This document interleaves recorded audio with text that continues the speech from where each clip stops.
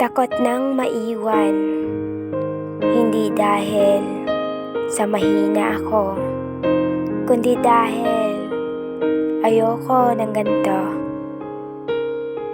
Una, ayokong masanay sa isang tao.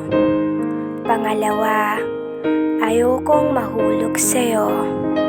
Pangatlo, ayokong mawalan sa dulo. Kasi alam kong nasa maling oras tayo. Natatakot akong masaktan, hindi pa ako sanay masugatan. Sa madaling salita, ayoko ng ganito. Kasi sa huli, ako lang din ang maiiwan. At isa pa, ayokong maranasan mula sa'yo yung hindi maipaglaban.